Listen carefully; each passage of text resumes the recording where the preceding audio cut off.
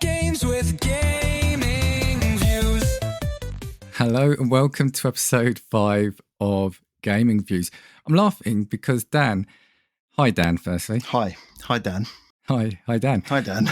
We were dancing along as we normally do to that theme tune. I forgot I'm recording the video for this one. We're not necessarily putting it out, but I think there might be a behind the scenes video at some point in the future now. I think there absolutely has to be. For dad dancing skills of mine are superlative. So we are doing our first what we quote deep dive episode, and we are going to do that on the PlayStation 1. And if we've got our act together now, you're going to hear a wonderful sound.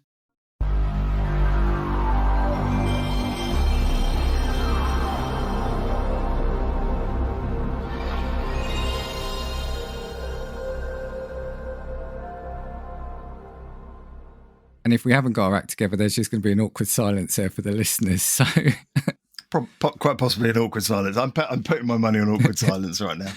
So I've got a couple of things I wanted to do before we start, and you called them. You made me laugh. You called these like icebreakers. I'm really worried. It's like being at a work conference. I'm really nervous now. No, there's one thing I'm going to throw at you, but there's just a couple of things. I thought do a bit of housekeeping at the start, and if you're listening to this, firstly, thank you. But make sure you subscribe. Make sure you give us a follow. You give us a 5-star rating if you can on your platform. And make sure you share the love of our podcast to other people. Secondly, Dan, I've been asked to give some shout outs. Oh, I love a shout out. We're a podcast that does shout outs. So I've got 3 shout outs I'm going to give. One is for Trevor Kerr at work. Another is for James Northwood. I know they both listen and both talk to me about these episodes. And the last one is Joey, good old Joey from the Game Club pod, who is a huge supporter as well, and has sent a number of things that I need to send on to you, actually, some ideas. Hi, Trevor, James, and Joey. I've got to thank Joey for correcting me on GTA sales, which I was well out of line with the 1 billion sales. It was 1 billion units, so I do apologise. I think it was something like 300 million units, not 300 million in sales, but I apologise, Joey, profusely. So I'll get it right next time. I'll get my facts straight. We're going to get him on soon anyway, but I think it's going to be a fascinating conversation because he is very much a Souls-like gamer. We've skirted around the fact that we're not really. That'd be good. It'd be good. I'd love to get that opinion and that view, to be honest. Yeah. I think it'd be really helpful. He'll be wrong, but it'll be really helpful. Right, moving on. So thanks. Hi to Trevor, James and Joey. And if you want to shout out, let us know. Get in touch with us. Search Gaming Views across all socials and gamingviewspodcast@gmail.com. But Dan, the final thing I'm throwing at you is you, right? And I'm saying this you in that aggressive tone, which is aggressive for me. What have I done? You made me break my number 1 rule of consuming media this week. Last week on our walk, you were telling me about some TV shows you were watching, and you told me about The Bondsman, didn't you? I did. Amazon Prime. Did. And what do I say to you? I never watch a show with only 1 season because I don't like getting invested in it before it gets cancelled. And then the very next day that I started watching it, what did you send me? That the season had ended in season 1 and had been cancelled. I'm hoping that, I'm not hoping that every game we play either gets cancelled or doesn't get a sequel from now on, because that would be quite poor. It was so funny. No, I mean, I say it half in jest. But yeah, I always make it a rule that I don't watch a show with only 1 season and then watch 2 episodes and you sent it. I thought, oh no. And then I looked at my wife and we both said, do we watch it or not? Do we continue? You should watch it. I mean, if only for Kevin Bacon. I mean, that's, And here's a shout out to Amazon. Please renew it so I can come back delete this segment. It's so good. It's so good. Mandela Effect. I'm sure that show got cancelled. Yeah. No. Dan wanted it renewed, so it's definitely been renewed. Yeah, Gaming Views say bring back The Bondsman. Oh, and just one other thing. I know we're not going to say, we're not doing what we've been playing because we're going to save that for a couple of the episodes. But I was so excited that, remember the last episode I mentioned about the Amazon Prime games? Yes. So a couple of the games I got led me to setting up an account with Good Old Games, which I mentioned. Yep. And I can't remember if I spoke about it on the episode, but we definitely spoke about it on a walk, was I saw on there and had an offer for it. So I had to buy Bloodlines The Masquerade. Now, I don't know if you Yes. ever remember that, because we were talking about RPGs. The Vampire Yeah. Simulator. Yeah, Yeah. I never played it. I don't even. It's not really my bag. But I was a bit you and vampires and Oblivion. I'm not even sure you should go there. To be honest, mate, you probably end up getting cursed as a human.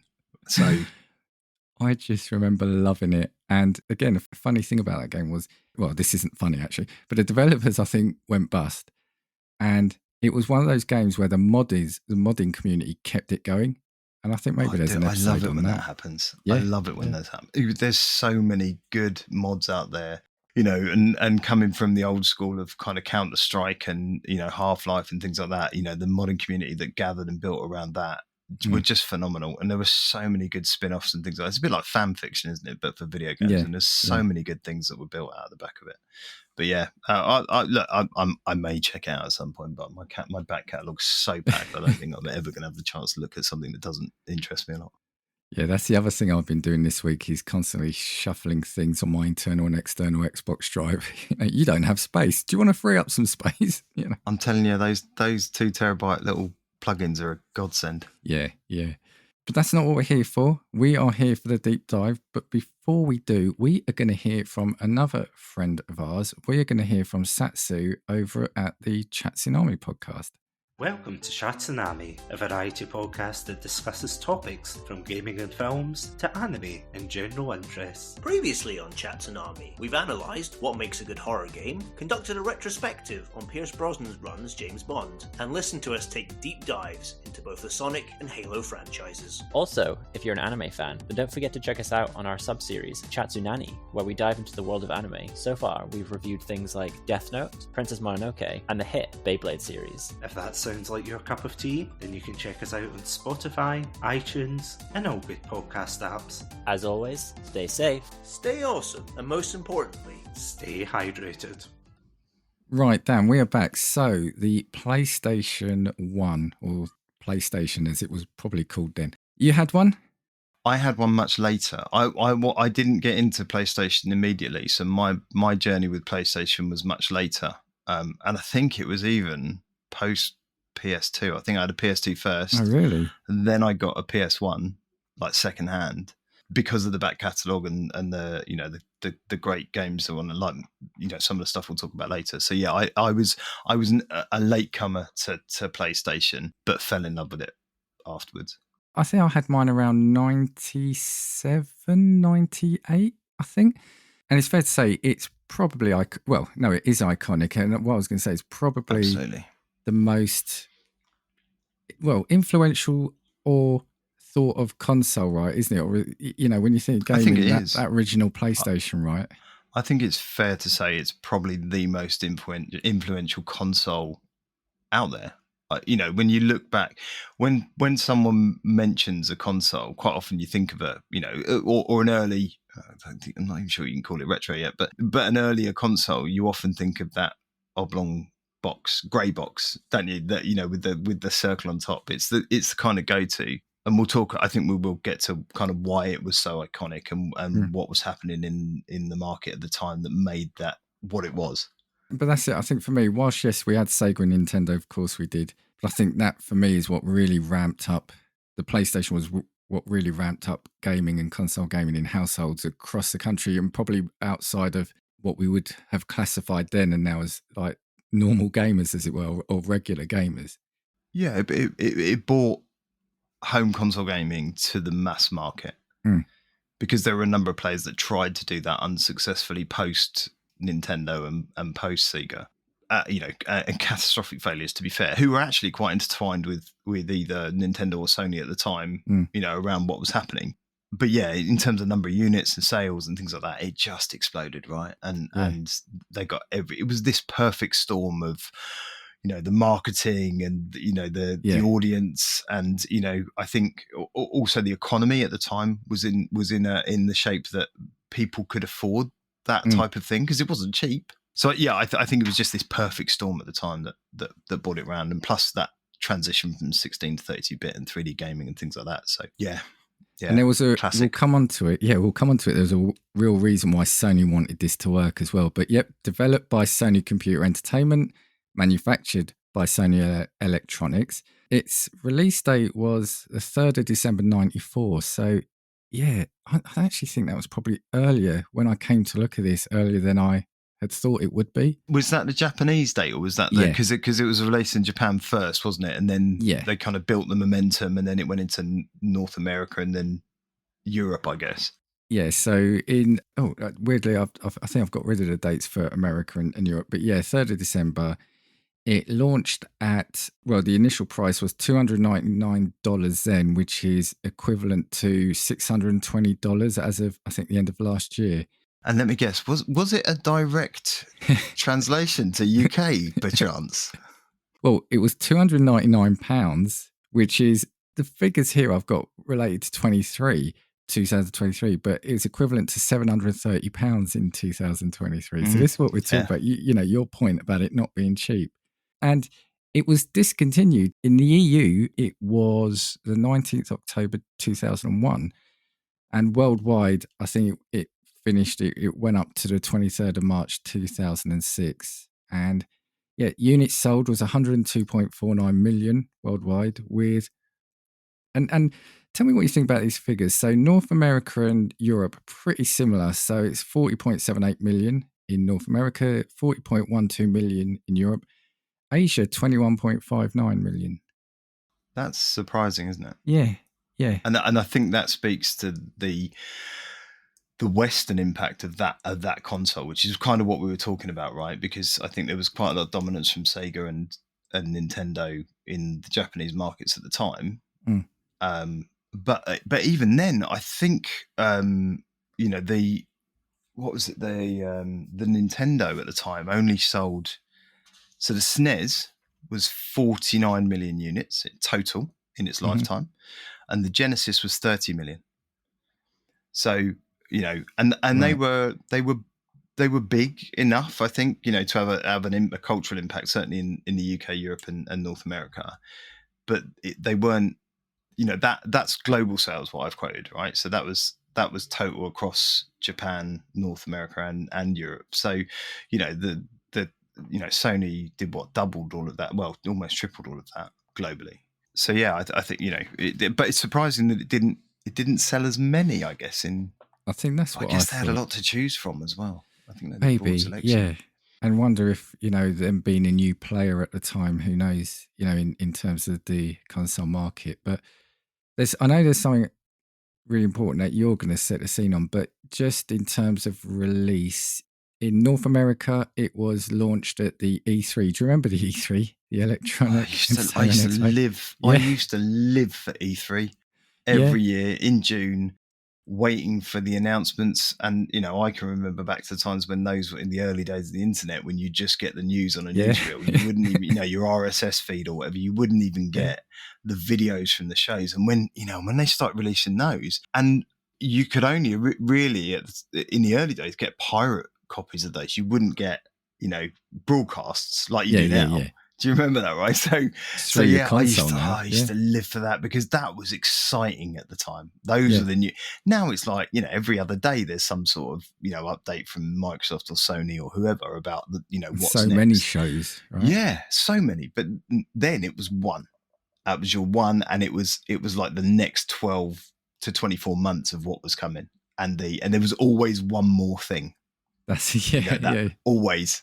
Well, it launched in E3 on the 11th of May 95, and in Europe it launched on the 29th of September 95. So almost a year later than in Japan or Asia.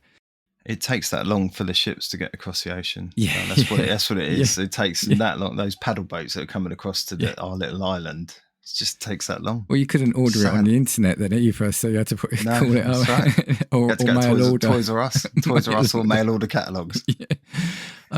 But you were going to set the scene, weren't you, about what the console scenery looked like? Yeah, I think it's just worth, you know, for those who either weren't around or too young or too old to remember, because I had to look some of this up. it was an exciting time for gaming, admittedly, and we've already spoken about kind of the Genesis or the Mega Drive that it was here and the SNES, but it was very much the tail end of the 16-bit era of gaming. So you went from the NES, which was your kind of 8-bit, and then what was the Nintendo, the Sega, what was Mega Drive, the prequel to the Mega Drive? Master System. Yeah. So your 8-bit Master System and NES, and then you moved into your SNES and Mega Drive, which was 16-bit. And I think, they could have had, maybe it was a 4-year lifespan or something like that. And companies were really scrabbling around and looking to what was going to be next. Obviously, it was going to be 32-bit because of just the generation of chips and things what they were doing. But there were many companies who were kind of playing in that paddling pool, and just doing a bit of research around this. And I was like, oh my God, I totally forgot about those. And I'm not talking about the arcade boardy type things like the turbo graphics and the things like that. I'm talking more specifically about, big companies. So, Electronic Arts and about 6 or 7 other companies got together. And there's a chap called Trip Hawkins who was kind of the I guess the guiding light of it. Got together to fund the development of what was called the 3DO, which was a big bulky machine. Yeah, And if you look at it now, it looks like an N64 on steroids. Yeah, that's what it looks like. But they got together to kind of build this machine, and that thing launched at $699. Right. Yeah, and we moan about incredible. The PS5 Pro at that now. And back then, they just confidently went, yeah, it's fine, it'll sell. It didn't, weirdly, and quickly reduced to kind of $399, which still put it in that kind of that same pool as the PlayStation. Then there was the Philips CDI. And Philips are quite interesting, and they'll come into this story, I think, in a very interesting way. But they had their the CDI, which was CD Interactive, which was built as because Philips one of the leading players in the compact disc market. But they obviously built their interactive, so you could go on. And what was really interesting about those guys is they licensed Zelda from Nintendo, and I think they had 2 games. They were very poor, but they had 2 games on there that were Zelda orientated. And I say that because I'm not sure they were pure Zelda games, but more other games reskinned as Zelda, it felt like maybe. And then I guess the other one that stuck around at the time was the Atari Jaguar, which was Atari's last foray into kind of hardware. And really, I think there were only a couple of games that anyone ever played on those, and that was Tempest and AVP, which is like a Aliens versus Predator type thing. But I don't think anyone ever played anything else on them. But so at the time, you had this kind of this move to the market to try and really figure out what the next generation was. But little did they know that round the corner was a little Japanese company who were kind of just coming up with a way to sneak their way in. And I think you're going to talk about how that happened and what happened.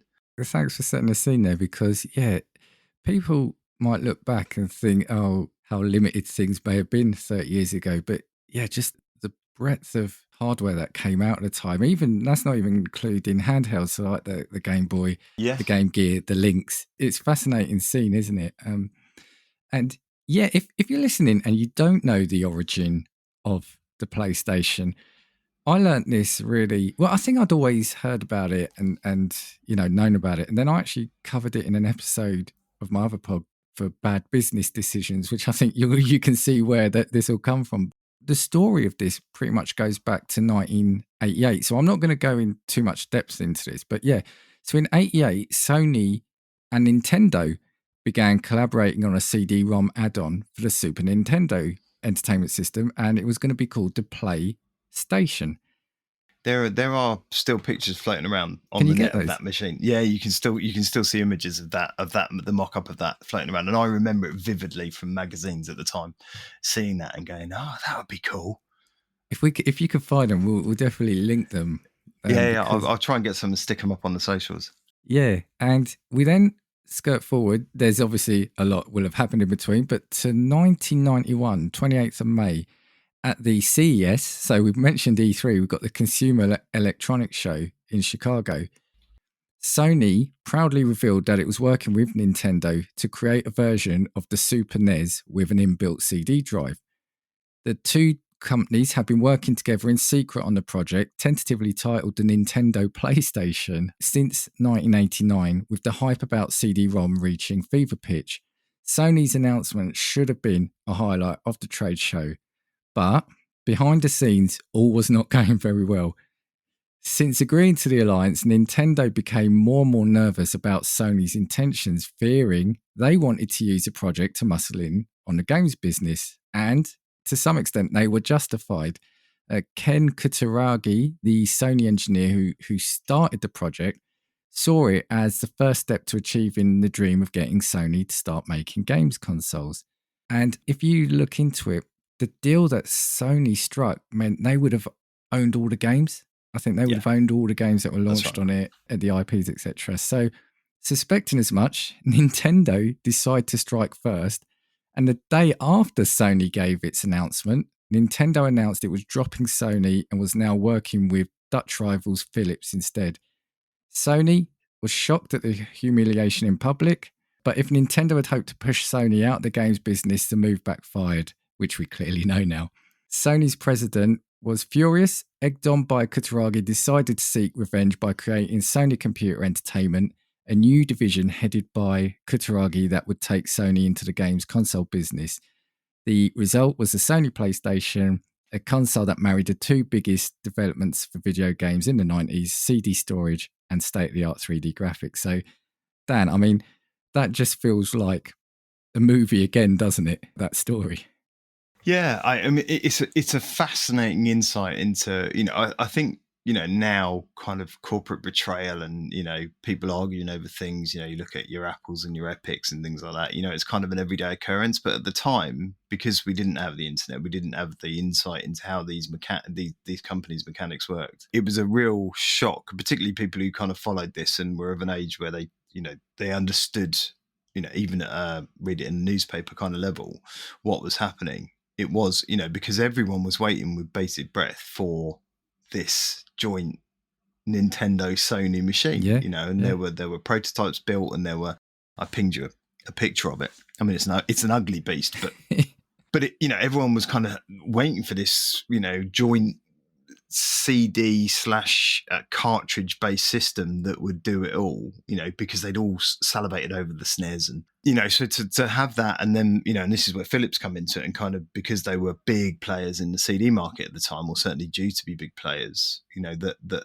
Nintendo then kind of switched over and said no, we're going to use them, but that all catastrophically failed, because Nintendo didn't move to pre-built or own built discs until the GameCube, right? So everything was still cartridge based up until the launch of that.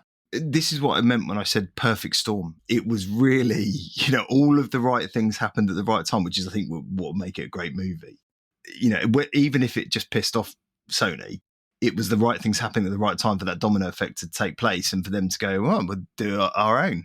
And now you end up with, what is arguably the greatest console ever. And that's it. There are two things in that story for me. Yeah, and if you listen, please do go search out the full story, because there's a few more nuances in there. But it's the fact that they announced it in public without telling Sony the next. I mean, how amazing is that? I mean, the ball's on them to do that. But also, what I really love is that, and I can imagine, sometimes I feel like I'm like this, but that setback, it just drove them headfirst Sony to say, right, we're going to do this, and we're going to smash it. Absolutely. Do you know what I mean? Yeah. They just got their ire up, and from a Japanese culture perspective, the embarrassment and the lack of honor in what Nintendo did, would have absolutely driven them to do that. And you don't often think of Nintendo, because they're quite a family-orientated, family-friendly company. You don't think of that kind of corporate behavior coming from them. And then obviously you see the launch price of the Switch too. Maybe I was wrong. But yeah, I think fair play to Sony. Sodom, we'll do it ourselves. It leads to the biggest what if. I wonder, what if that didn't happen and we did get the Nintendo PlayStation, what the gaming landscape would be now? Yeah, because I'm not even sure you'd have an Xbox division right now if that was the case. Really? Yeah, I think Microsoft really saw what Sony were doing with the PlayStation, that really spurred them into action on developing a console and jumping into that market. I think had there not been two players, but one, which would essentially just have been Nintendo, Sega had almost already given up anyway, so they were just licensing their product, their IPs. I think Microsoft might not have even bothered kind of going, well, we'll compete with those guys because there's 2 players. Of course, there's room for 3. Had there only been 1, I'm not even sure you'd have that now, which would be a weird world. Yeah. It could have been someone else. I mean, one of the other, the ones we mentioned before might have taken roots, might have done well, might have gone on to do bigger things. Philips might have screwed over Nintendo, and rather than failing, you might have ended up with a Philips station, Philips something in the brain. I don't know. Yeah. So that was the inception of it and how it came about. And as I said, it's a story in itself. But yeah, it launched, or the key launch titles, and I know you had a view on launch titles, but it did have some that went on to be loved favourites since that time. So you had Ridge Racer, Battle Arena Toshinden, Rayman, and Twisted Metal. But from our conversation before, it's probably those handful, right? Yeah, I'm not even sure Twisted Metal was a launch title. I think the thing launched with about I'm talking Western. I think it launched with about 12 titles, a couple of which were fighting games. One of which was one called Zero Divide, which is kind of a weird robot and beasts type thing fighting game. I vaguely remember it. There was Raiden, which was a top-down shooter airplane, a bit like Type R type thing. There was an air combat game. There was one which I'm not sure we're allowed to mention because, as you pointed out, it's a video game of a movie of a video game and was just a blatant Mortal Kombat ripoff. And that was Street Fighter the movie, which I mean, when you think of Street Fighter, you think it probably can't do that wrong. They probably, it will look a bit janky, but all the things are there in the right order to, that secret sauce. And then you look at that game and you just go, how did you F that up so bad? I mean, the movie's terrible, don't get me wrong, so it's in line. But yeah, the NBA series started on the PlayStation 1 as a launch title as well. Yeah. Which is fascinating. The Battle Arena you've talked about, another fighting game, and I think the PlayStation 1 did these quite well because obviously you went on to Tekken and things like that, which obviously were class leading at the time. And then I think Ridge Racer was a classic racer. It was a great racing game. And then I think probably one of the best platform games at the time, and certainly from a graphics and aesthetics, was Rayman, which was a beauty. You think back to what games looked like before Rayman came around, and you were like, "Oh God, it looks like a cartoon." Yeah, it looks exactly like a cartoon, and compared to what we got now, it still looks rubbish. But at the time, it was phenomenal. I think it still looks pretty good now. Of course, yeah. And the fact they're still releasing sort of Rayman, or they were up till a little while ago, weren't they? Sort of releasing Rayman. No, they announced the last couple of days they are reformatting Rayman and kind of going to try and build that as a thing again. I can't find the right word, but build it as a whole thing again. So they're going to try and build a big thing around Rayman again, which is quite interesting. Watch your space. But then the next set of years, so again, I'm going to sort of sum these up quite high level, but 96 to 99 is when it was its dominant time, or its rise to dominance. So that's when it began to outsell the Sega Saturn and the Nintendo 64, which again, if you think about it, especially the Nintendo 64, that was a beast of a console as well. And, the games it was delivering on that, I remember my cousin having one and I'm being blown away by, Mario World, the Pro Evo Soccer, I think it was, or ISS Soccer, one of those. But just, the fact that it's outselling those just shows the waves it was making. And at that point, Sony caught third-party developers with CD-ROMs because clearly that was the way things were going to go, with cheaper and higher capacity than cartridges. And, during this time as well, the major game franchises that debuted. So Resident Evil came out on there in 96. This list is nuts, but yeah. I mean, you might have some more than me, but Resident Evil. Gran Turismo, which I remember having, and I keep saying I'm not a car game person, but the amount I've had over the years, but that blew me away. But think of the heritage. So Gran Turismo, when that first the publicity shots of that first launched, and people literally jaws were dropping. That can't be possible on a console. and the heritage now, looking back through that series and where it's got to now, the GT series is just, I think almost, probably without exception, every PlayStation has had one of those as a flagship racing title. And I don't think you'd have the Forzas of the world, and all those things that have come about, Midnight Drift and, all of those kind of games. I don't think you'd have those without GT, because it really showed what racing games could be on a console platform. And it looks stunning. Yeah. I mean, you might look at it, if you look it up now, as with all things sort of past, it might not look that great, but at the time, it was quite a spectacle. But we've got rose tinted eyeballs, Dan. I think that's where our joy comes into it. We look at all this stuff. We don't even wear glasses anymore. We just go, oh, it's so good back then. Well, I was going to say mine are rose tinted eyeballs with very thick spectacles on the top of them.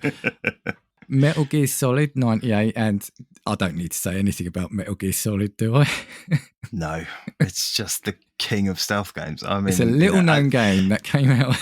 That was the reason I bought a second-hand PlayStation, because I had the PS2 and I played, and I'm pretty sure it was on the 2. It was Metal Gear Solid 2, and I played that, and I got to the bit, and I'm sure it's in this game, and Joey will correct me if I'm wrong, but Hi, Joey. the bit where you're fighting Psycho Mantis and you have to use the second PlayStation controller, right? So that kind of I suddenly clicked with how that game worked, and finished Metal Gear Solid 2 and went, I have to play the first one. I have to play it. And that was the thing that made me go and buy a secondhand one, and all the rest of the great stuff. But that specifically, that and another little gem that I'm sure is on your list, which is Silent Hill. Do you know what? It may be lower down, but I'd forgotten about that. And my word, what a game. What a game. Yeah. I remember buying that and playing it. And I think if you were to revisit it, it'd be quite a clunky game now. And I'm not sure how...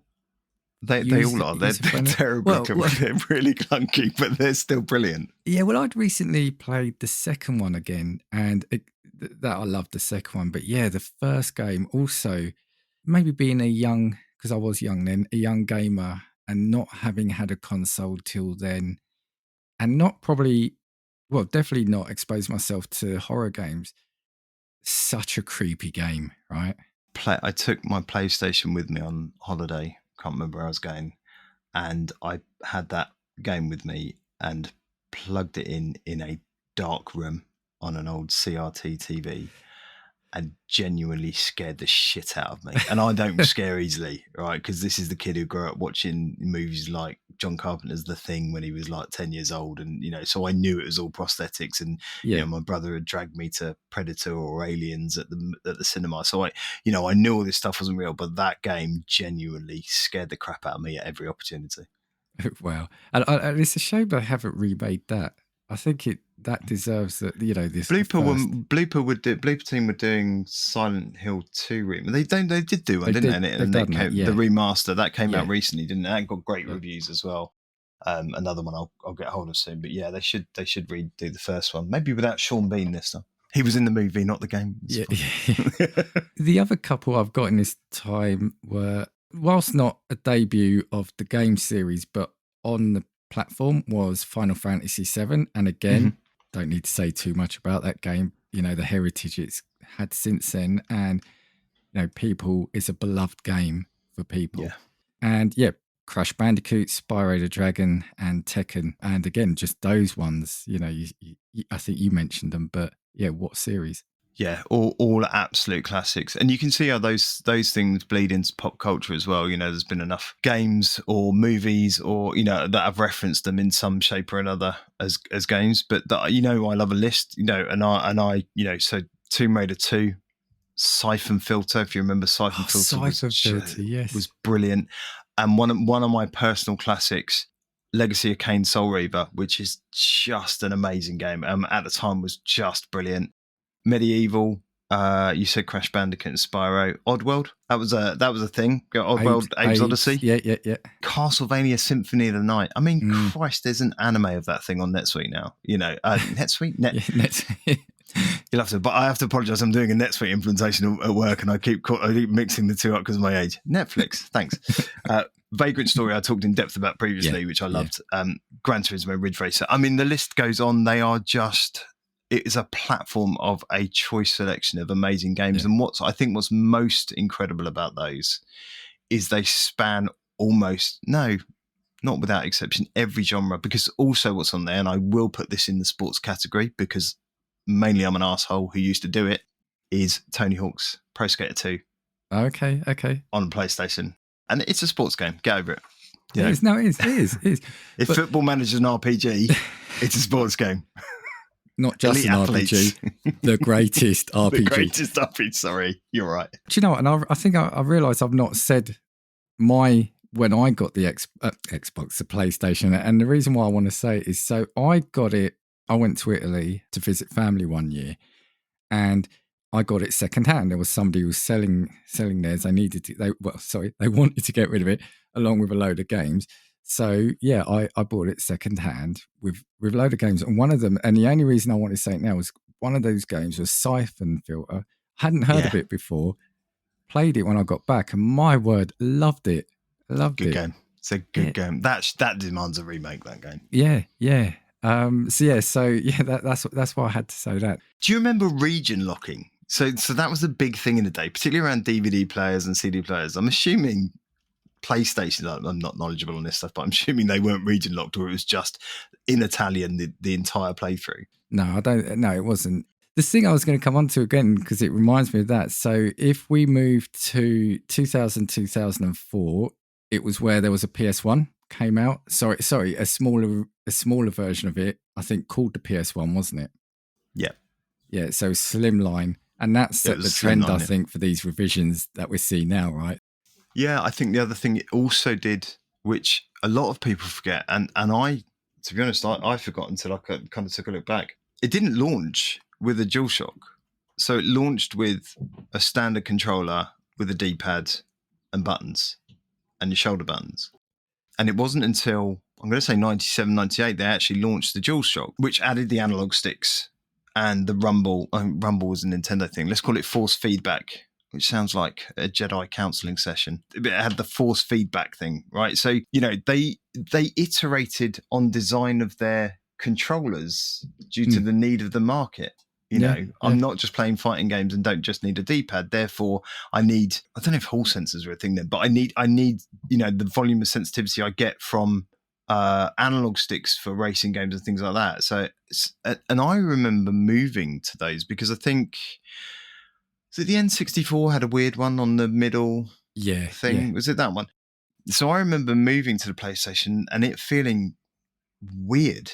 What now feels second nature in gaming, which is the placement of analog sticks and how you use them for everything, really. I mean, I never use a D-pad unless I'm selecting a weapon or a health thing, or it was so alien at the time, moving from a D-pad to what now, and I guess that's muscle memory, but now is second nature. And I can still remember that. This is weird. How am I moving with these sticks? But that's a weird thing as well. Do you remember when they released the PS Mini a few years ago? Yes. They did it with just the D-pad controller, didn't they? Which made you, you think, why? But at the same time, it did bring back the memory that that's how it was released, right? I suspect it was cost, Dan. Oh, like most things. So cynical. Well, cheap that, wasn't it? Yeah. So, we got the PS1, so the smaller one. And it was a lot smaller, wasn't it, from memory? Yes, it was, I don't know. I don't know if I like that trend, though. I don't. Do to me, it's like the console equivalent of Valentine's Day or Mother's Day. It's that I'm going to get some more money out of people because I made it slightly smaller. They created a gimmick to generate cash. It's like this half-generational leap as well, and they're all guilty of it. And not so much Nintendo. You had the OLED Switch, so maybe, but certainly Sony and Microsoft. They're just like, I'll give it a little bit more power and then charge you $200 more for it, and you're going to want one. And I'm a mug, so of course I'm going to buy one, but I still don't like it. Stop making me do it. Stop it. Oh dear. Oh. The thing about 2000 as well, the PlayStation 2 came out then, and so they said, despite that, the PS1 continues to sell strongly. And the key thing is not necessarily for this episode, but with the PS2, you had Grand Theft Auto 3, which is, I think, where things then really kicked off, didn't they? And Call of Duty. But the other thing I remember, so you had a real strong budget line. So yeah, budget games lines. Now in the US, they were called greatest hits. In Europe, we had platinum, and in Japan, they were called the best. And that was really key because I used to remember going to WH Smith. Do you remember WH Smith? Yep. They used to sell games, and they're still about. Yeah, Woolworths. Well, WH Smith just. I used to go there. They're not about.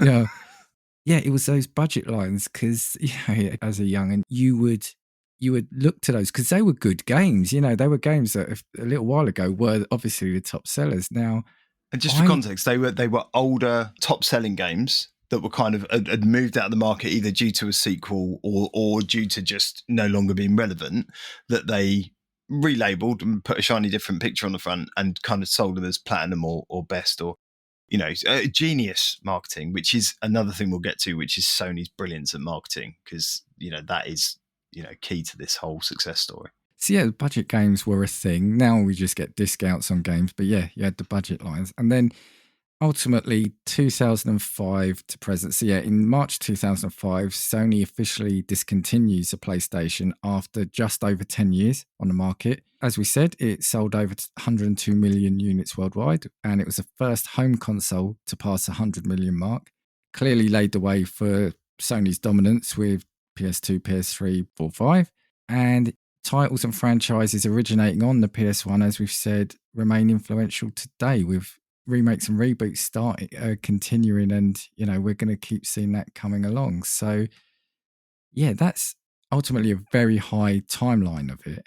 That trend that they have, which is again is something that makes them the major market player. When you look at units sold and how poorly Microsoft do against them. Nintendo don't play their game, but because they don't release figures, but how poorly Microsoft do in terms of unit sales. And yes, Microsoft will argue, but yeah, you can play Game Pass on anything. That's their whole thing now. But they're, I think, half the volume of sales with their X than the PS5. But what's interesting is that, and what drives Sony to be top of that game is people continuing to play on legacy machines after the launch of a new console. I think might have been on our first episode, we talked about the PS5 and the PS5 Pro and that that move. And I said then, I think it's almost 50% of people are still playing PS4 as a games machine. Now, whether that's the Pro or the standard, I don't know. But it just goes to show that Sony are doing so much right to still continue to keep that audience without losing them to a different player and retaining the legacy units that they play on. Because for them, what do they care? It's all sales. Yes, all right, it's not the extra $200 you might get on a PS5, but it's still revenue, it's still turnover, so and those games still work beautifully on on whatever machine you're playing on. And I was listening to the guys over at Game Club Pod a couple of days ago, and they were talking about kind of remasters and stuff, and I really clicked with that because it's just a way to try and generate cash. Does The Last of Us and The Last of Us 2 really need remasters? I mean, they're gorgeous games in themselves, right? Yeah. And you've got hardware that has a slightly better resolution or a slightly better DPI. Do I care? The gameplay is fundamentally exactly the same. You've not done anything to change that. So why do I need to spend $50, $60, pounds, whatever on? Yeah, it's money. Just all about money, right? Which is nuts. So it's another thing, in that bucket of Valentine's. But yeah, I think it's fascinating. But the thing you touched on there was, and the thing I was certainly looking at as well, was when we talk about the perfect storm of the PS1 and how it came into being. There is something also there around how it was marketed and the audience it was marketed to. And kudos to Sony's advertising team, because they've always been on point, always been a bit weird, always been a bit off center and not unexpected, whatever it is in terms of how they sell, how they advertise, where they go to do that. And I think that started with the PlayStation 1. It wasn't marketed like your Genesis and your Nintendo, your Sega and your Nintendos, which were very much targeted at kids. Get your parents to buy this. It was the teen/young adult market, they were going after. It was a more grown up thing. So you also hit this adolescence and post-adolescence, group of people who wanted something that wasn't, brightly colored plumber running around jumping on turtles. It was fighting games. It was super fast Ridge Racer. It was, I'm not going to say Street Fighter the movie, but it was, it was games that drew them in, and it was a different market that was targeted at. And look, I've worked in retail technology my entire life, and it's very rare that a company can come in, specifically target an audience that isn't used to that product and make it work. And Sony nailed it and still continue to nail it. Yeah. They are just geniuses at what they do, and there's some just beautiful examples. I'll find some of their advertising and we'll put it up on the socials, because there's some beautiful examples of what they do really well. And I think, apart from the weird Scottish girl, which everyone remembers, Sony doing their advertising, I think one of the things they did really well was when, do you remember the whole furore around Microsoft and their DRM, and around how they made this complex thing about lending a game to someone, and Sony showed up the next day and kind of went, "This is how we let your friends borrow games," and they just had a guy handing a game to another guy. But that sort of thing is that's what they're so good at, and I genuinely think that all started with the PlayStation 1. It was, they've been on point since then. Well, they wanted, as we said at the start, they wanted to make a bang in this market, didn't they? They were hurt. Well, not hurt. They were angry from what could have been a multi-billion-pound deal, and it went south, and so they went, well, we'll go and do it. And I think the other thing that played into their hands was, you said it earlier, it was much simpler because of the size and scale of what you could do, to build onto a CD-ROM. And particularly as what was breaking through at that point was 3D. I mean, if you look at pretty much all of the launch titles for the PlayStation 1, they were all 3D. Before that, you had, vector graphics, and you had, Nintendo's attempt at the kind of super scaling thing, but you didn't have proper full-on 3D modeling in games. And that's what, Sony, again, broke into that, did it because they had the CD technology they were able to use and leverage, and smashed it. Also, just something else I wanted to say. I mean, so let's say it had 11-year lifespan. They estimate it was around 7,900 individual games were published for it, which for a number of years, I think at least till 2020, I don't know what the modern consoles are, but it was the second most games ever produced for a console. And again, that just shows that the choice we had as gamers back then for this system, Yeah, it was phenomenal and that's such a decade is such a short period of time. Yeah. I mean, it wasn't even a decade for us, right? It was pretty much a standard life cycle of a console, which is 6 or 7 years until we kind of moved on to the PlayStation. Don't fundamentally that volume of games, because you'd never have got around all of them, right? You'd have played I don't know, to 50th if you were lucky. I suspect now it's significantly more, right, with all of the indie and everything that's launched every 5 seconds, and there'll be hundreds of thousands per console, but maybe not hundreds of thousands. I don't want Joey pulling me up on numbers, but maybe tens of thousands. But there was a lot just for that, because it was, apart from Nintendo, it was probably the only market player that was really doing a run. See, I know you had things like the Dreamcast and things like that, but I don't think they really matter in the grand scheme of things. Something also that's been in my mind for this whole episode, I want to say, is some of the games that we were introduced to. So Metal Gear Solid, when I played that, I was in awe. And you talk about clever little things. That was the game that on the back had a codec code, which obviously you needed to play the game. And if you hadn't, you pirated it, or you bought it secondhand, you wouldn't have been able to get past a certain part of the game. And it was such a clever way of baking it into the actual package. Gran Turismo. But one that really stands out to me, there was a game, now believe it or not, before Call of Duty came along, there was a bigger game called Medal of Honor. And I remember seeing that first Medal of Honor on the shelf at Smith's and thinking, oh, that looks good, it's a shooter game, let me pick that up. And then just falling in love with it. And Medal of Honor was huge at the time, wasn't it? Was Medal of Honor the first one? Because you know this stuff but much better than I do. Was that the World War II shooter? Yeah, and that came out in 99. I do remember it. And you're right. So for me, Medal of Honor, it was the precursor to COD. It was I don't think it had the multiplayer bones because you didn't have Don't think it did the then, networks no. and things at that point. But in terms of lifting what that did really well, although maybe not as cinematically, you can almost see a straight line between that and COD, and even COD to this day. And Vagrant Story that you keep talking about, I now remember that. That was a game I kept seeing on the shelf and I kept wanting to buy it. And for whatever reason, I never did. And I think that now has become a regret because, yeah, I remember seeing it. I can remember the cover clearly. I just never ended up buying it for whatever reason.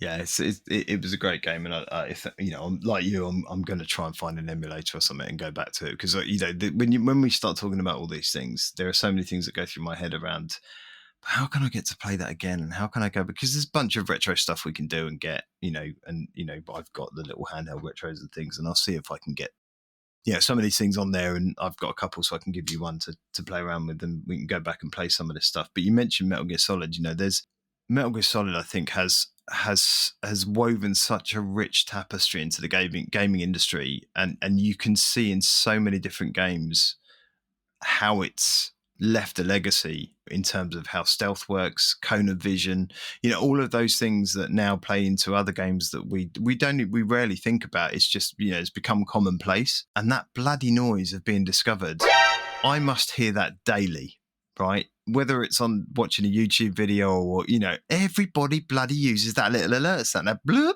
that, all the time. And I hear it all. The kids watch TV. I tell you where I hear it. The kids watching KidsTube and watching YouTubers play Minecraft. And that sound goes off for every 20 seconds. And it's like they should have made some cash out of that somehow.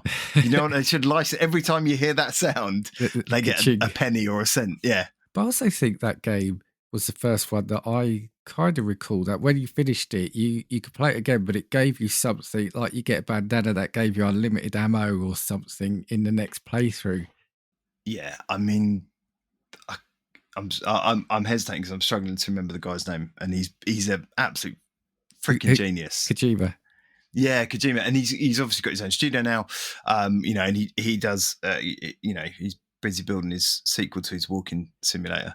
But actually, I say that I enjoyed Death Stranding. I did. It was weird, but it was really good. It came out on the Xbox recently. I remember when it released on the PlayStation, I thought, everyone's making that sound like such an odd game. Why would you? And yeah, I got sucked into it. And really enjoyed it. It's got a hook. He's a genius. I mean, he has such a warped, weird mind. Again, you can see these little strands of what he was doing play into all of the stuff he's done since. But Metal Gear Solid's the original was just phenomenal. But it just got weirder, didn't it? Snake Eater's out. The remake of Snake Eater's out soon on the Xbox and PlayStation. So. And to be respectful and full name him, Hideo Kojima. And I have got an episode planned on him. So that'll be good. I have got an episode planned. So good. There was just some things I got here. So it's like, why was it so good? And as we said, you said yourself about the 3D element of it. So yeah, it had a number of tricks that it would use to push games to the limit. So again, these are all technical and some people will like this, but it had texture mapping it used creative camera angles for certain games, like game you mentioned, Silent Hill is linked here. It streamed assets from the CD-ROM, so games like Metal Gear Solid would use the audio, music, and video directly from the CD. Vagrant Story minimized loading screens by aggressively streaming in the background, which again, if you think about it, is really innovative at the time, using techniques like that. It would use pre-rendered backgrounds with real-time characters, so that was used in Final Fantasy 7 to 9, Resident Evil, Parasite Eve. FMVs, so full motion videos, and real-time cutscene blending, fog and draw distance masking, and there's so much more. But all these tricks and skills that they were using to eke every little bit out of the game. And Metal Gear Solid, for example, it says here it used no FMV. Every cutscene was rendered in real time. Yeah, I think that was what was genius about that, wasn't it? It was, FMV was a big thing in those days. What was that one that was really weird with the half-naked ladies running around? Night Trap or Night? But that there were loads of examples of those kind of weird FMV, almost playable cutscenes doing the rounds on every console. And again, what set games apart was not the overuse of that stuff, or just the use of it in cut. I mean, it makes me cringe when I see it in cutscenes now, and it still happens. There's still games that put full motion video and or just video into cutscenes, and I think, why are you jumping around into from? I don't want to come out of the game I'm playing. I want to stay in it, and that's what MGS did really well. Yeah, I think technically, the thing was a beast anyway compared to anything else out on the market. And interestingly, I don't even think Mark Cerny was involved at that time in terms of architecture and build. I think he didn't come on until later, until around kind of the PS2 time. I think it was all developed in Japan with Japanese engineers, kind of pushing the limits of what was possible with the technology at the time. I want to throw, because I'm keeping an eye on time, I want to throw some other games at you that we've possibly not mentioned. So I've got some genres of them. Platformers and mascots, I think we've said them all. Crash Bandicoot, Spyro the Dragon, Rayman. Anything you want to say on Crash Bandicoot and Spyro? Because, I mean, again, iconic, right? Drove me insane, Crash Bandicoot. And it wasn't... Do you know what it was? And it was a genius thing for them to do. Everything up until that point was over the shoulder or from behind. Right? All kind of platforms, all side-scrolling. And what they did, the genius thing that really drove me nuts, and I still have an aversion to now when I play games, is when the camera flips and you're running away from something, trying to dodge things. Yeah. I can't see what's coming, therefore I'm going to die. It's just going to happen. It's like, I live in this house, but put a blindfold on me and ask me to run around, I'm going to hit something, right? So that was what drove me insane about Crash Bandicoot. But props where it's due, as a thing to do in a game, it was pretty genius. Spyro the Dragon, interesting you should say that. So I never really got into the whole Spyro thing. And I think I conflated it with that whole series of things that people started doing where you started getting the little plastic models and putting them on. Oh, Skylander. Skylander. Right. So I kind of, it all passed me by. But recently, maybe last year, I downloaded the Spyro triple remastered thing. Yeah, I loved it. I really enjoyed it. Same here. I played the first one and I was like, it's a bit samey, like all the way through. Nothing really changed, but I get the appeal because it was quite retro and nostalgic.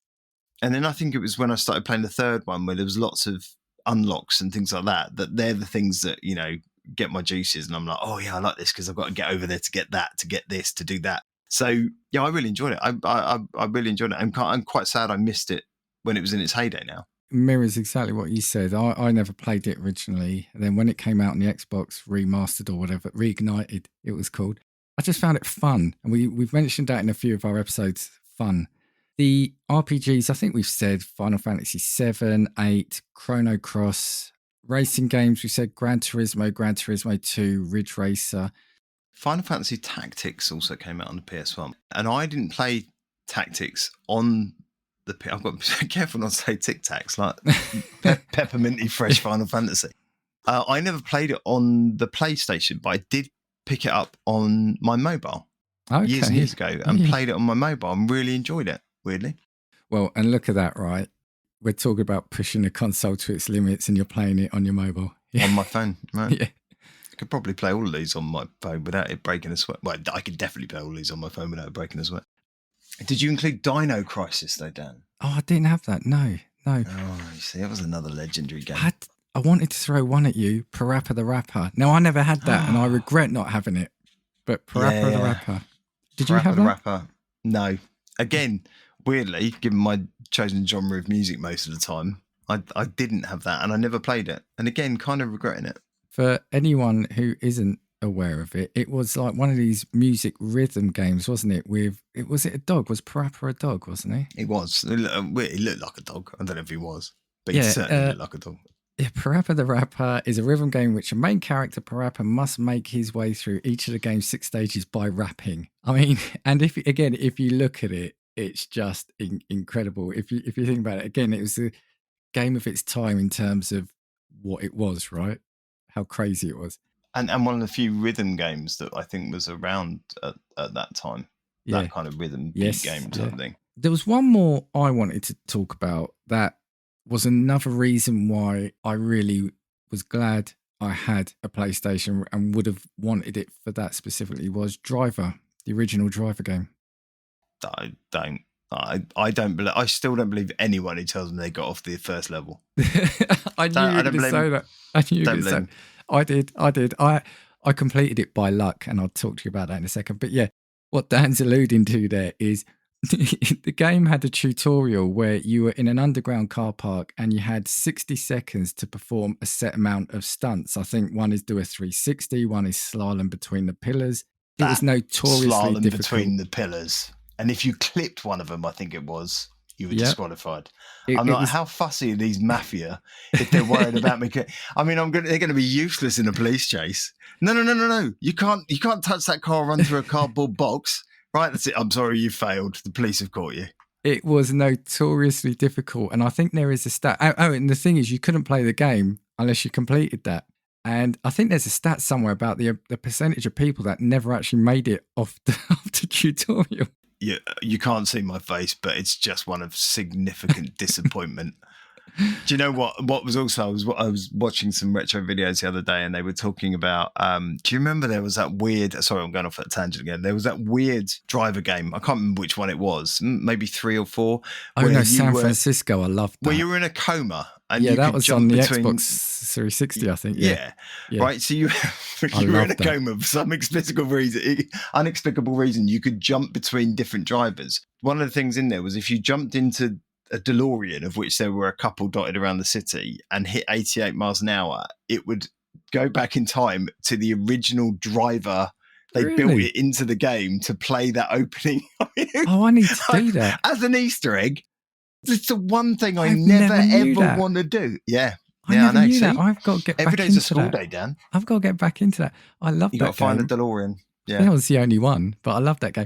But yeah, Driver was an incredible game. It had like a film director's mode or something, where it was one of the first games, I think, where you could take a movie, like now on the Xbox or PlayStation, you press a button and it records 30 seconds. I wouldn't know. Right? I wouldn't know. I didn't get that far into the game, Dan. But I do want to say, I completed it by pure luck. The last level, for me anyway, was extremely difficult as well. I think it was called the President's Run or something, but you had to get the president to safety. And you were chased by these enemies in these, it felt like they were driving limos, but could still drive faster than you in whatever fast car you had. I just could not do it. Oh, and the police were chasing you. I just could not do it. I could not do it. One game, I was getting near the end and I was thinking, I feel like I'm going to do it. I'm going to do it. And I did. And do you know why? Because the enemy AI behind me must have had a crash. And I saw them slide past me on the roofs. They'd flipped upside down and were sliding by me on my roofs, which gave me a clear run to the finish. I have to be honest, Dan. I feel at this point you're just bragging because you got to the last level and finished it. Whether it was by cheesing or by the enemy AI cocking it, I couldn't get out of a parking lot. I mean, let's be honest. Hopefully you'll be back. There might be an episode 6 of Gaming Views. We'll see how we go when we press stop here. So moving on swiftly. I did have a little chart here. I mean, they're all games we mentioned, but the top 10 selling games worldwide. I mean, just if I was throwing, what do you think it would be? Oh, and number 1? Yeah. It's one we've mentioned a lot of these. Number 1. Is it Final Fantasy 7? That's number 2, 9.8 million. I was close. Yeah, I was close. No, that's a good shout though. I know, 9.8 million. I think Gran Turismo, although being a great racing game, I think it's probably a bit niche. Did you say Gran Turismo? Is it Gran Turismo? It's Gran Turismo. Oh, yeah. You see, it's where my head went, but my heart went. Not that many people can like boring racing games, can they? Do you know what though? I think it was just so good though. But also, I did have a bit here somewhere, but it was one of the games that started introducing like each of the cars had different sounding engines almost to replicate the car. So I think it's just the level of detail it went to. They spent a lot of time going and recording these things, didn't they? They actually went to the manufacturers and they were all licensed vehicles. They were all, look, it takes an awful amount of, skill and effort to do those things. And look, I'm taking a mickey, right? People who love these things. I've said all along, you do you, right? I personally don't care, but my extent of driving games is basically comes down to burnout. Mario Kart. No, just Burnout. Just give me something I can crash at ridiculously high speeds and cause carnage. That I'm happy. Demolition I'm genuinely Derby. happy. Actually, Yeah. wasn't that on the PlayStation? Just to fill out the rest. So yeah, 1 Gran Turismo, 2 Final Fantasy 7, 3 Gran Turismo 2, 4 Final Fantasy 8, 5 Tekken 3, 6 is the only kind of almost non-obvious one, was Harry Potter and the Philosopher's Stone. Oh my word! But that wasn't because it was a good game. We should point that out, right? that was because of Warner Brothers and the movie. That was the only reason.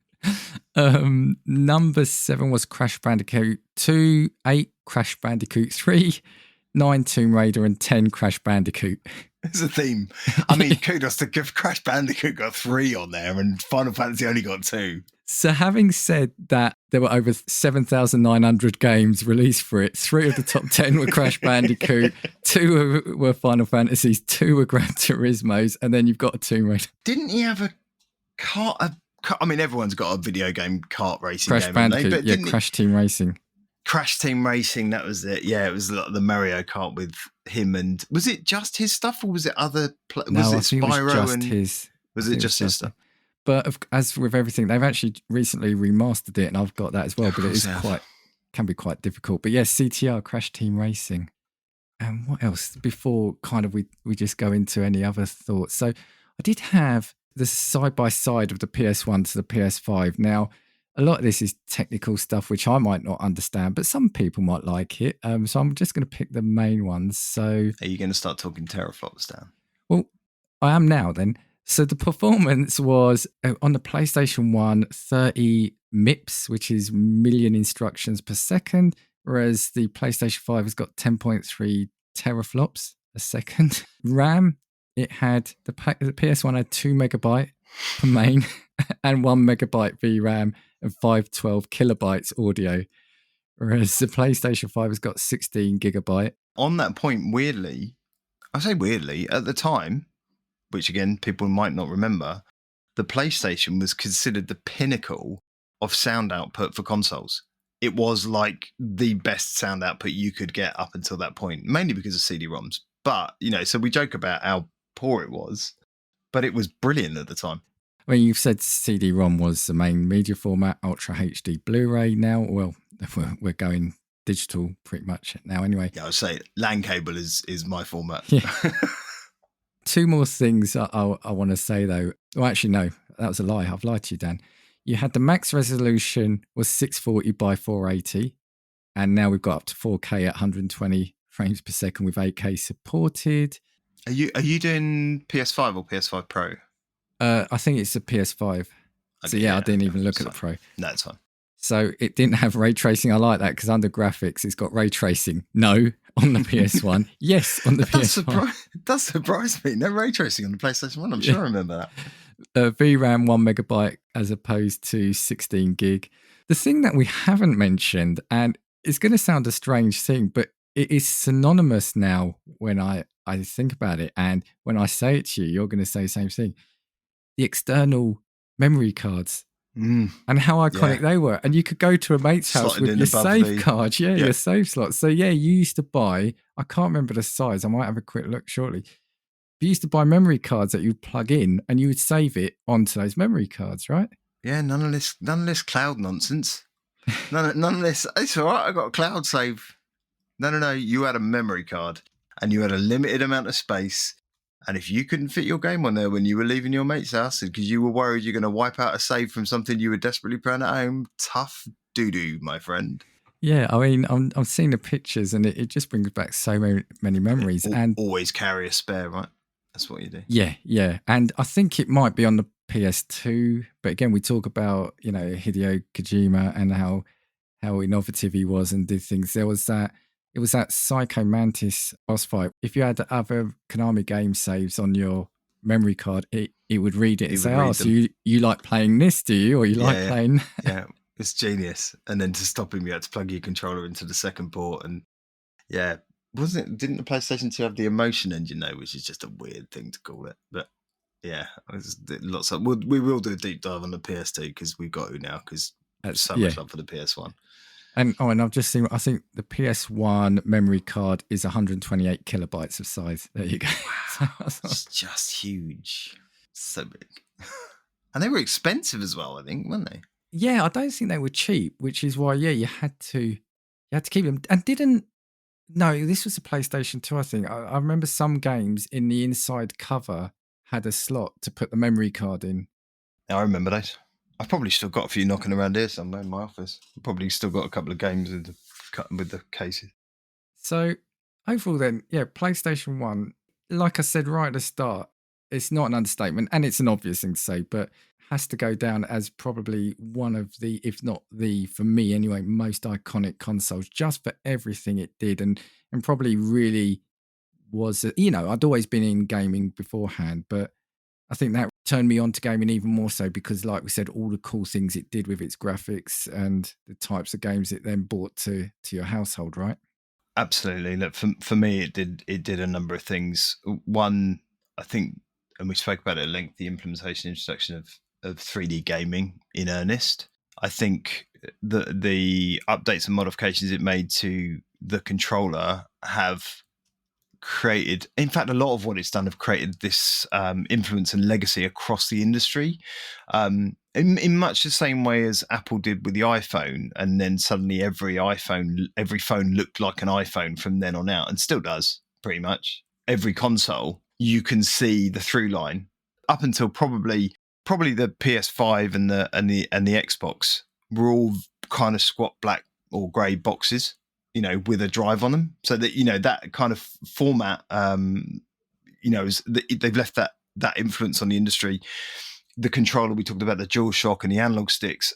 What console or what gaming rig now doesn't have analog sticks, doesn't have haptic feedback, or which is just the next generation of Rumble, right? So all of these things was done first on the PlayStation 1 and arguably done best at the time by the PlayStation 1.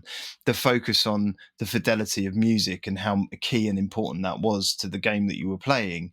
Again, it wasn't just a chip tune like it was on the previous stuff. It did all of these things and it did them all brilliantly at the time. And I'll be honest, because I think my first console was an Xbox, then I got the PS2, then I went back to the PlayStation 1. And it wasn't until that point, I'd say my first console, obviously I had the Nintendos and things. It wasn't until that point that I realised the genius of PlayStation. And I think even, when I bought the PS2, I was still very much an Xbox fanboy at the time. And it wasn't until I got the PS1 that I went, oh, maybe I'm not. Maybe I'm, maybe I love it all. Do you know what I mean? Oranges are not the only fruit. I can have whatever I want, and it wasn't until that time. So, for me, the nostalgia, the legacy, the influence it's done across, it's had across gaming and console gaming in general, I think it's just phenomenal. Do you know, we didn't focus on that. I think it's fascinating, your journey to the PS1. How you went. I think it's weird. I think it's, I've had a weird go around how I've approached things and got to where I got to. Yeah. But I think previously I genuinely considered myself an Xbox fanboy once I fell in love with Halo and those things and those kind of, gaming parties that I used to have. And it wasn't until I kind of got a bit, there's some nice stuff on the PlayStation 2. Let me go, the exclusives or whatever, and let me go and have a look. And then went back to the PlayStation 1 because I loved some of the stuff I'd played on it, particularly, as I said, Metal Gear Solid.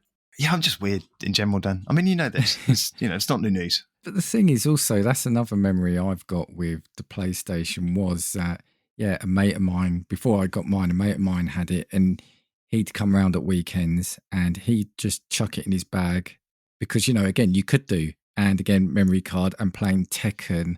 It was a portable game system because you could sling it in a backpack, go around someone else's house with it, yeah.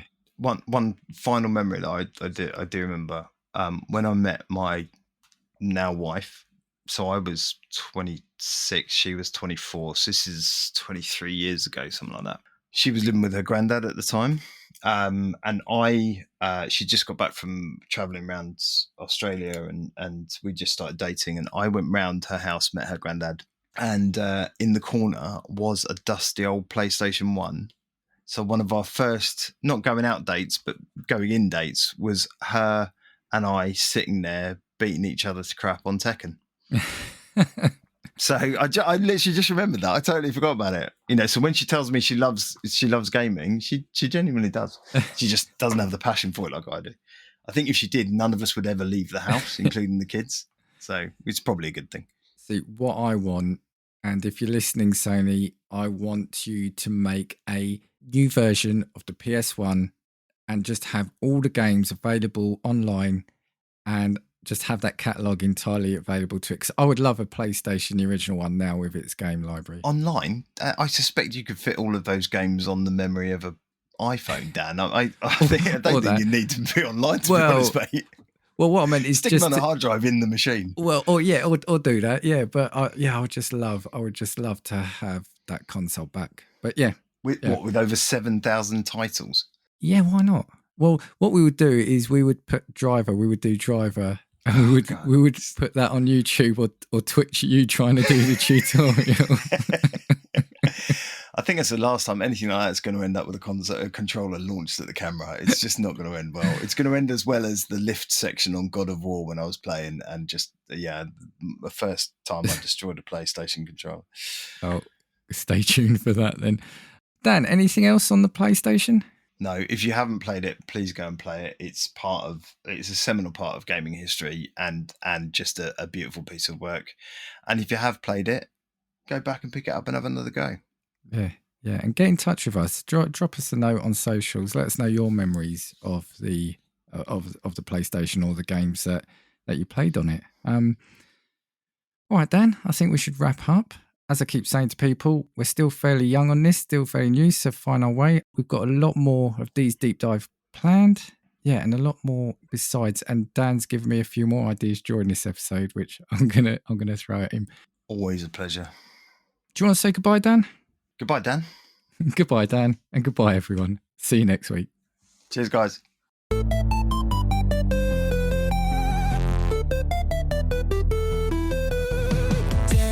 Dan with a gaming flair, pixel dreams and worlds to share.